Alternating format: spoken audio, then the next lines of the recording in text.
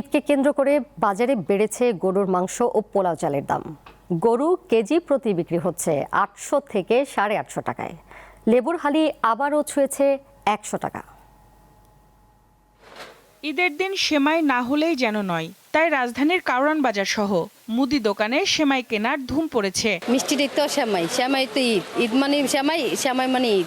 সবাই নিয়ে আমরা খামো এই চিন্তাই সেমাইটা আমাদের কিনা হয়। প্রায় ২০ আইটেমের উপরে সেমাই আছে। উৎসবের এ দিনটি ঘিরে বিক্রি বেড়েছে মাংসের। প্রতি কেজি গরু ৮৫০ ও খাসি ১৩৫০ টাকায় বিক্রি হতে দেখা যায়। মাংস তো দাম এক এক জায়গায় এক একটা বলতেছে। এক জায়গায় বলছে ৭৮০, এখানে বলছে ৮০০ টাকা। আবার বসুন্ধরা মার্কেটের পিছনে একটা দোকান আছে, সেখানে ৮৬০ টাকা চাইছে। মোটামুটি ভালোই আছে আলহামদুলিল্লাহ। ছাগল ১২০০, খাসি ১৩০০। সবচেয়ে বেশি বেড়েছে পোলাও চালের দাম। প্যাকেটজাত ও খোলা দুই ধরনের পোলাও চালের দামই কিছুটা বেড়েছে। মশলা স্থিতিশীল রয়েছে আগের চড়া মূল্যে। পোলাও চালের দাম বাড়ছে। এখন পিরিয়ড হোক রেগুলার বা হেভি, প্রয়োজন মতো কনফিডেন্স আছে রেডি। Play with confidence. যেমন আপনি মোটামুটি ১২০ টাকা ৩০ টাকা যে চালটা এখন ১৪০-৪৫ টাকা সবচেয়ে ভালো, যেটা এরপান আকিস বাতি চাষি এগুলার।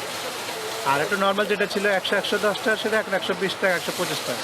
মশলার ভিতরে কিশমিশের দামটা বাড়ছে, আলু বখরার দামটা বাড়ছে, পোলা চালের দামটা বাড়ছে।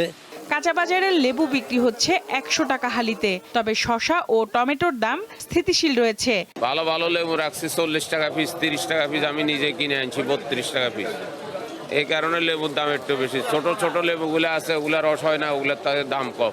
প্রথম রোজা তো মনে হয় ছিল ১২০ টাকা কেজি, এরপরে মনে হয় ছিল মনে হয় আপনার ৪০ টাকা ৫০ টাকা ৬০ টাকা কেজি।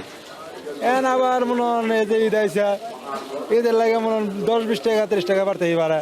৩০ দিন সিয়াম সাধনার পর শনিবার উদযাপিত হবে পবিত্র ঈদ উল ফিতর।